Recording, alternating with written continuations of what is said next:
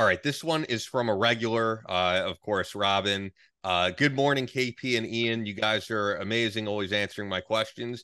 I know it's been said that you meet people in your life for a reason, some good, some bad, and some stay with you for life. KP probably doesn't remember this, but he literally picked me up many years ago in high school at a track meet, and that to me made a profound impact I that you don't remember. forget. I remember. And then she asked, with all the people you've met through interviews, speaking events, etc., who do you think made the biggest impact on you and on or you on them? No, you go first, dude. I've answered Oh, two. I need a I, break. Give me a I'll tell break. you Your one turn. because this actually just came up on not Twitter anymore, on X, but this was not through interviews. This is long before I was ever in radio. I think I told this story early on in the podcast, but it's been years probably since I told it, so I'll tell it again.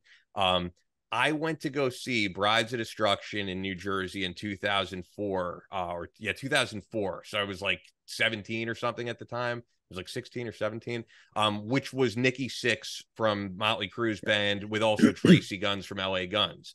I was Wow. there with my older friend Jay, who was like in his mid 20s at the time. He actually was the chef at the camp that I went to, and we became friends because we were into metal, we were into hair metal, we were into all that stuff. So I ended up going to shows with them and stuff.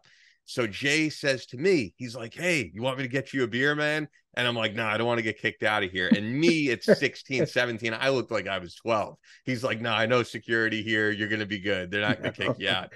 He hands me the beer, and literally, I take one sip. Security grabs me by the shoulder.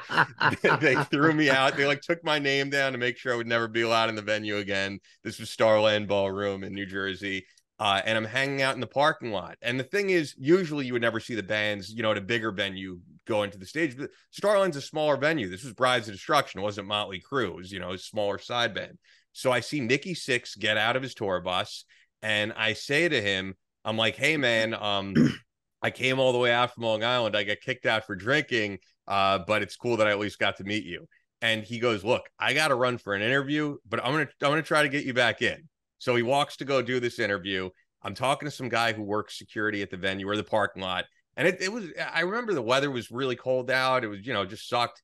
And he goes, "You really think Nikki Sixx is going to get you back into the show?" And I was like, "No, but I'm sure he's got to do." It was like, it was cool that I at least got to meet him. At least I have that story. I wait around probably 5 minutes. He comes back out. He hands me a VIP laminate, No, it's and he's cool. like, "Here you go, man. You're good to go." And someone else was like, "He's not allowed back in." And he's like, "Nikki Sixx said it. He's allowed back in."